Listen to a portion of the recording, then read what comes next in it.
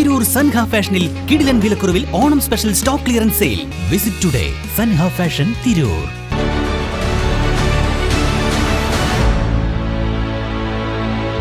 നമസ്കാരം, വെട്ട news on ടൈമിലേക്ക് സ്വാഗതം.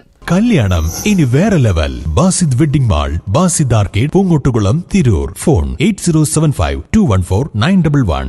പുറത്തൂർ പഞ്ചായത്തിലെ തൊഴിലുറപ്പ് തൊഴിലാളികളും മണ്ണുത്തി അഗ്രികൾച്ചർ യൂണിവേഴ്സിറ്റിയുമായി ചേർന്ന് നടത്തുന്ന പടിഞ്ഞാറേക്കര ടിപ്പു സുൽത്താൻ റോഡ് ഉദ്യാനവൽക്കരണ പ്രവൃത്തിക്ക് തുടക്കമായി.